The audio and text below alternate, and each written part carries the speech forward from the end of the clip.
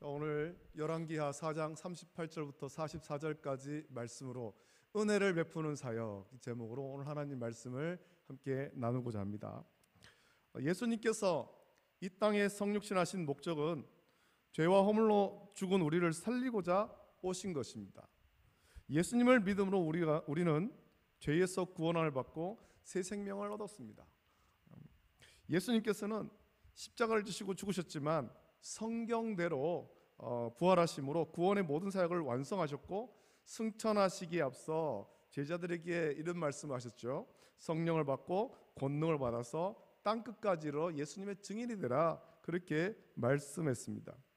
예수님의 증인, 예수님의 제자가 되는 것은 예수님께서 우리를 살리신 이 귀한 사명, 생명을 살리는 일을 전하는 것입니다.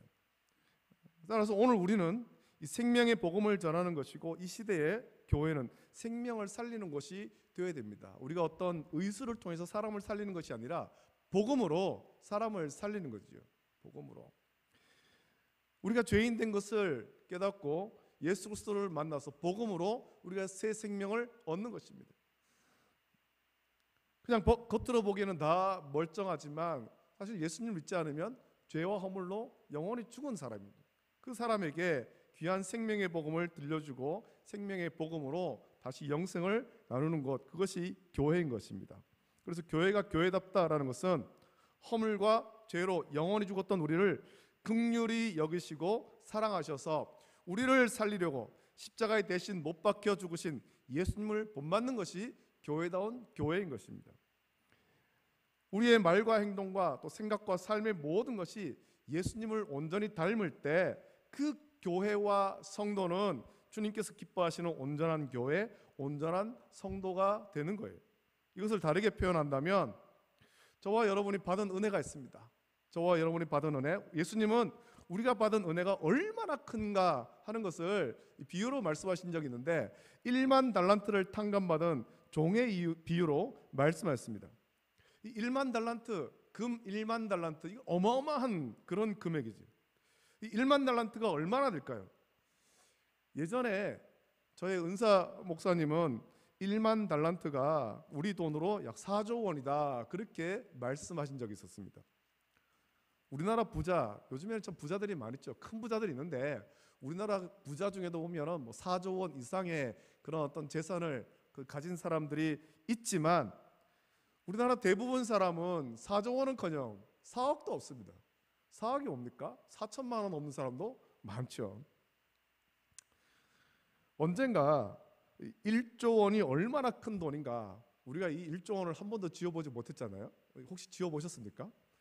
1조 원을 우리가 지어보지 못했는데 이게 얼마나 큰 돈인지를 TV 프로그램에 나와서 설명한 사람이 있었습니다. 그 사람이 이렇게 말하더라고요. 1조 원, 이 1조 원은 우리나라 역사가 기록되기 시작한 때부터, 그리고 고조선 때부터 지금까지 하루에 60만 원씩 매일매일 쓰는 거래요.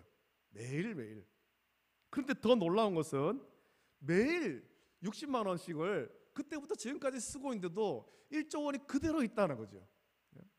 무슨 말이냐면 그동안은 쌓이는 이자만 쓰고 있다는 겁니다. 이자만. 원금 1조 원은 그대로 남아있고 이자만 써도 매일 60만 원씩 그때부터 지금까지 써도 마르지 않는 셈인 거예요. 또 1조 원은 이게 이자가 없다고 가정할 때 보니까 이렇게 설명하더라고요. 이게 좀 와닿을 것 같아요.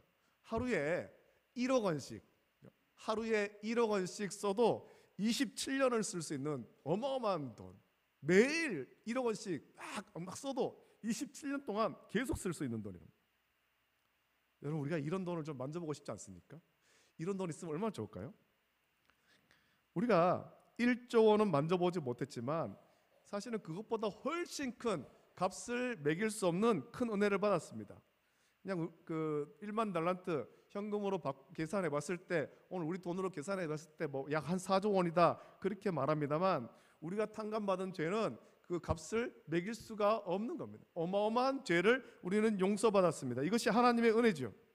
우리가 이렇게 놀라운 은혜를 받았기에 이제는 예수님 닮은 삶을 살아가야 하는데, 은혜를 받은 대로 다른 사람에게 은혜를 베풀며 살아가야 됩니다.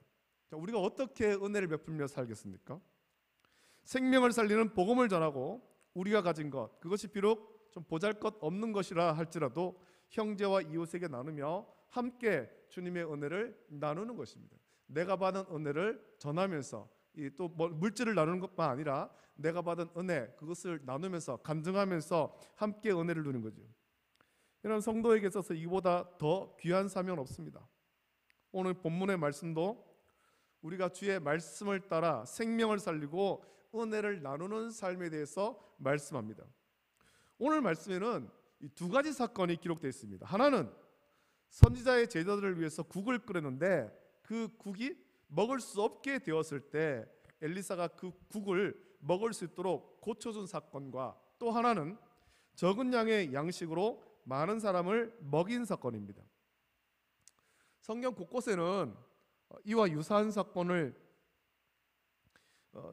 기록하고 있는데, 그것은 단순히 먹을 양식을 고쳐주고 배불리 먹는 것으로 끝나는 것이 아니라 이 사건을 통해서 죽을 위기에 있는 사람을 살리신 하나님의 사랑을 우리에게 보여주시는 거예요. 은혜를 베푸신 것이죠. 은혜를 베푼 것. 먼저 오늘 본문에서 첫 번째 사건을 보겠습니다. 엘리사가 길갈에 이르렀을 때 그 땅에 흉년이 들었습니다. 엘리사에게는 선지자의 제자들이 있었는데 그들을 먹이기 위해서 자기 사환에게 큰 솥을 걸고 국을 끓여라. 이 선지자의 제자들을 먹여야 될 텐데 좀 국을 끓이자, 그렇게 한 겁니다. 여러분, 이 상황을 보십시오. 벌써 상황부터 흉년이라는 것이 모두 죽을 위기 아닙니까? 흉년, 먹을 것이 없어요. 먹을 것이. 근데 그 흉년에도 선지자의 제자들을 먹이기 위해서 국을 끓이는데, 이제 이 국을 그냥 맹물을 끓이면 안 되잖아요. 뭔가 재료를 넣어야 되죠. 그래서 어떤 사람이 그 국에 넣을 재료를 거두러 들에 나갔습니다. 채소를 캐러 나갔다가 들호박을 따서 국 끓이는 솥에 넣었습니다. 사람들은 그것이 무엇인지 알지 못했죠. 자, 그런데 그렇게 넣은 재료로 인해서 그만 그 국이 먹을 수 없는 국이 되어버렸다는 겁니다. 오히려 먹으면 위험한 독이 되어버린 거예요. 상황을 보십시오. 흉년입니다. 먹을 것이 없을 때 그나마 끓인 국이 나쁜 재료로 인해서 먹을 수 없게 되었을 때 엘리사는 그 국을 고쳐줍니다. 다시 먹을 수 있게 해준 거예요. 먹을 수 없는 국, 독이 되어버린 그 국을 고쳐서 선지자의 제자들을 먹이고 있습니다. 본문을 보면 엘리사가 어떤 가루를 넣었다고 하는데 이 가루가 뭘까요? 이 가루에 집중하면 안 됩니다. 이 무슨 가루를 넣었는지는 중요하지 않습니다. 그 국을 먹을 수 있는 국으로 고쳐서 흉년에 이 굶주리는 선지자의 제자들을 먹이고 그들의 생명을 살렸다라는 것이 중요한 것입니다. 여기 어떤 가루를 넣었을까? 다시마를 넣었을까? 아니면 라면 스프를 넣었을까? 그건 아무 중요한 거 아니라는 거죠. 국을 고쳐서 사람들에게 먹이고 생명을 살렸다, 은혜를 나누었다, 이것이 중요한 것입니다. 죽음에서 우리를 건지신 하나님의 사랑으로 말미암아서 우리가 죽음으로부터 구원을 받았습니다. 하나님의 은혜죠. 엘리사도 똑같이 그렇게 하고 있는 것입니다. 이것을 통해서 하나님의 사랑을 우리에게 보여주죠. 또 이어지는 사건을 보면 어떤 사람이 보리떡 20개와 자루에 담은 채소가 있는데 그것을 사환에게 주면서 이제 무리에게 줘서 먹게 하라라고 합니다. 이 무리는 아마도 그 선지자의 제자들을 말하겠죠. 그때 모인 무리의 숫자가 사환이 세어보니까 한 100명쯤 되는 것 같습니다. 사람이 많이 있는 거예요. 그런데 이 가져온 양식은 겨우 보리떡 20개와 자루에 담은 채소 그거밖에 없습니다. 자루가 얼마나 크겠습니까? 커봤자 한 20kg, 한 40kg 정도 되는 포대 하나 정도밖에 안 되겠죠. 이걸 가지고 100명이 어떻게 먹을 수 있겠습니까? 보리떡 20개, 떡이 굉장히 큰 떡이고 그런 떡을 20개씩이나 가져왔다, 그런 건 아닐 겁니다. 이 상황이 그렇지 않습니까? 지금 흉년이에요. 떡을 가져온 사람도 사실은 떡을 만들 재료가 넉넉지 않은 상황에서 그래도 내가 엘리사에게 이것을 주고 선지자의 제자들을 먹여야 되겠다, 그런 마음에 보리떡을 만들었습니다. 그 떡은 그리 크지 않았을 거예요. 우리는 이 사건에서 예수님께서 어린아이가 가져온 보리떡 5개와 물고기 2마리로 5,000명을 먹이신 그 사건이 떠오르지 않습니까? 유사한 상황이죠. 사원이 생각할 때는 이거 가지고 100명 먹을 수 없습니다 라고 하는데, 엘리사는 나눠줘라, 나눠주면 먹고 남는다라는 거예요. 복음서에 기록된 그 사건도 보면 예수님의 말씀을 들으며 따라다니던 사람들이 베세다 들녘에 모였습니다. 날이 어두워졌습니다. 집으로 돌아가서 저녁 먹기에는 늦은 시간이고 가다가 다 지칠 수 있습니다. 또 이 많은 사람에게 양식을 사서 먹일 돈도 없습니다. 그때 예수님께서는 어린 아이가 가져온 보리떡 5개와 물고기 2마리로 축사하시고 떼어 나눠주실 때 그곳에 모인 사람들이 다 배불리 먹고 남은 조각을 12강주리에 가득하게 거두었다라고 성경은 말씀합니다. 거기에 모인 사람이 남자만 5,000명이었다라고 말씀하는 거예요. 보리떡 5개와 물고기 2마리로 5,000명이 넘는 그 많은 사람들이 먹고도 남은 거예요. 오늘 본문에서도 보리떡 20개와 자루에 담긴 채소로 100명의 사람들이 먹고 남은 것이 있을 정도로 하나님께서 부어주시는 거죠. 은혜를 부어주시는 거죠. 여러분, 하나님의 은혜는 우리에게 생명을 주시는 것입니다. 죽음에서 건져주시고 생명을 주시는 것이 하나님의 은혜입니다. 그냥 단순히 먹을 양식을 주시는 것이 아니라 우리를 죽음에서 건져내시고 생명을 주시는 것이 하나님의 은혜예요. 그래서 오늘 본문의 두 사건은 하나님의 이 은혜를 우리에게 보여주는 거죠. 엘리사가 사역하면서 있었던 그냥 어떤 사건 2가지, 그것이 아니라 우리는 이것을 통해서 하나님께서 우리를 죽음에서 건져주신 은혜를 베푸셨음을 우리가 알아야 되고, 또한 이런 은혜를 우리가 누렸을 때 우리 또한 이 은혜, 우리가 받은 은혜를 다른 사람에게 전하는 사역을 해야 되는 것입니다. 하나님의 은혜는 단순히 어떤 먹을 양식을 주셔서 생명을 주시는 것이 아니라 궁극적으로는 죄에서, 허물과 죄에서 구원하심으로 우리에게 참 생명을 주시는 거예요. 여러분, 예수님께서 우리가 받아야 될 죄의 형벌을 대신 받아 십자가에서 우리 대신에 죽으심으로 저와 여러분들이 새 생명을 얻었잖아요. 새 생명. 이것이 우리 하나님의 놀라운 사랑과 은혜인 것입니다. 우리가 하나님의 이 사랑과 은혜로 구원받았습니다. 하나님의 사랑과 은혜로 구원함을 받은 우리는 그럼 이제는 어떤 삶을 살아야 되겠습니까? 우리는 변화되어 새 사람이 되어야 되죠. 예수님께서는 성령이 임하시면 권능을 받아 예수님의 증인이 되리라 말씀했습니다. 우리에게 생명을 주시기 위해서 죽으신 예수님의 증인이 되는 것입니다. 성령으로 새롭게 되어서 이제는 부활하신 예수님, 우리를 죄에서 구원하신 예수님, 온 땅에 다니며 전하는 예수 그리스도의 증인이 되어야 되는 것입니다.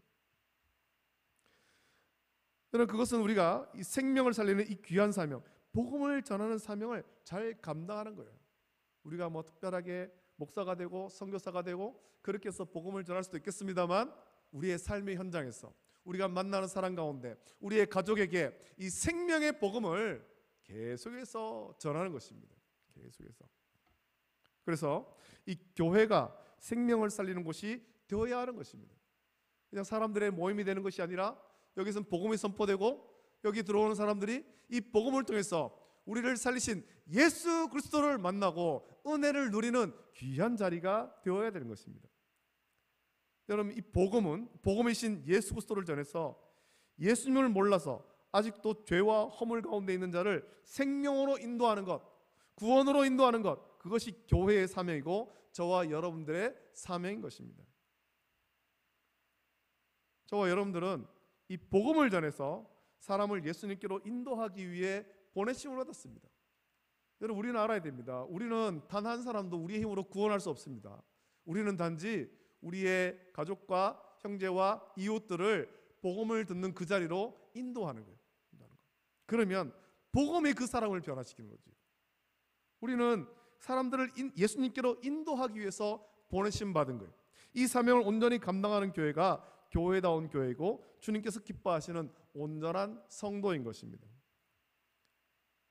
예전에는 이것을 제대로 전하지 못하고 그저 예수님을 믿으면 복 받는다고 전했습니다. 그러면서 참 우리가 그때 어려울 때였지만 잘 먹고 잘 입고 잘 사는 것을 그때는 복이라고 생각했습니다. 우리가 가난하고 못 살 때 그 말을 듣고 많은 사람이 예수님을 믿기로 했지만 이제 좀 시대가 좋아지고 먹고 살만하니까 오히려 예수님을 잘 믿기보다 예수님을 떠나고 교회를 떠나는 사람들이 점점 더 많아지고 있는 형편입니다. 이런 일이 생기는 이유는 예수님 은혜의 복음을 온전히 전해야 되는데 이 은혜의 복음은 없고 잘 먹고 잘 입고 잘 사는 것을 복이라고 전했고 그렇게 왜곡된 믿음을 그동안 우리가 가졌기 때문에 그런 거예요. 소위 말하는 기복신앙을 가진 거죠.